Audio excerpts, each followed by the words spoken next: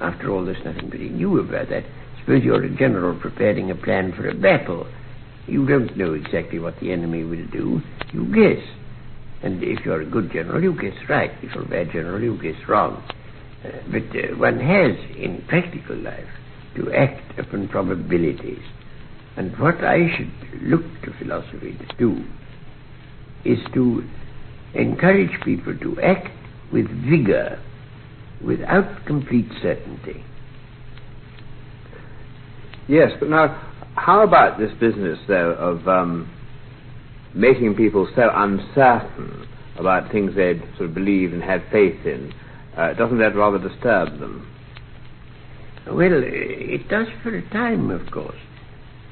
And I think a certain amount of disturbance is an essential part of mental training.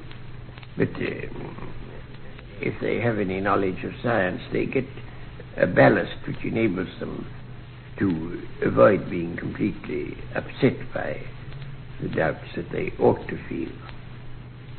So what sort of future would you think that philosophy has got? I mean, is it going to run out?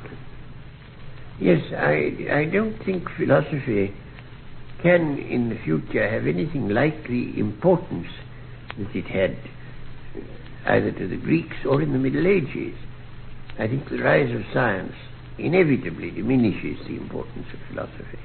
But how would you then summarize the value of philosophy in the present world and in the future?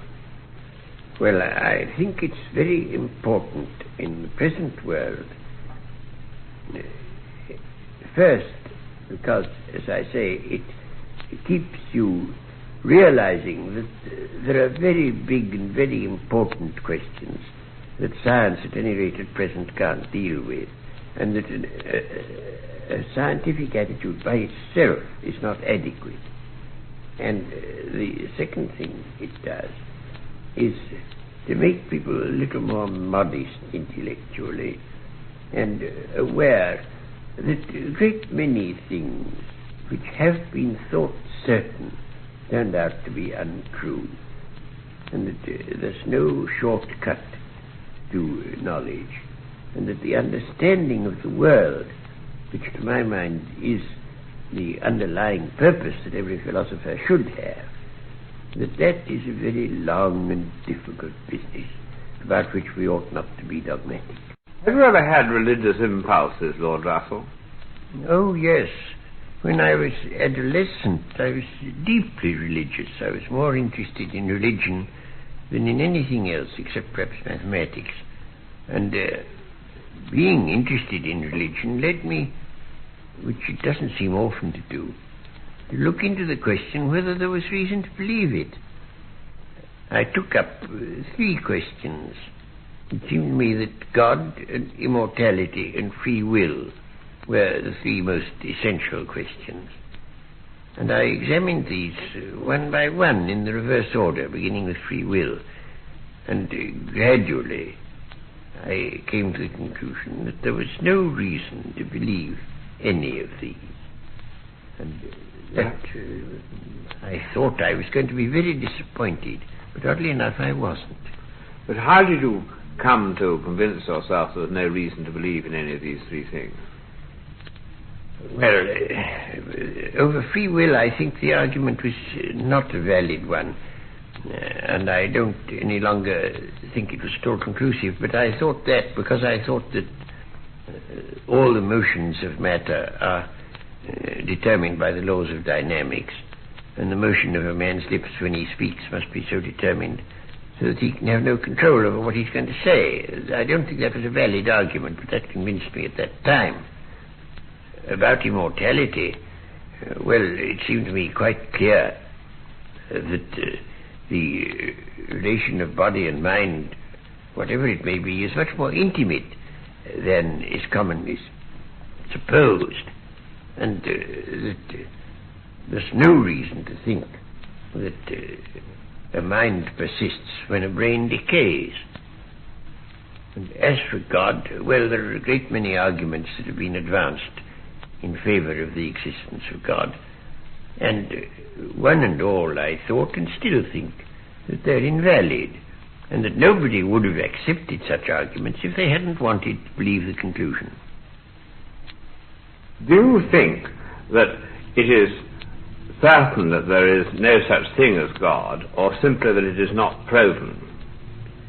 I don't think it is certain that there is no such thing. No, I think that it is on exactly the same level as the Olympic gods or the Norwegian gods.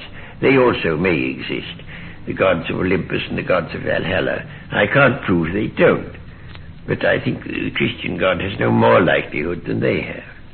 I think they're a bare possibility. Do you think that religion is good or harmful in its effects? I think most of its effects in history have been harmful. Not all.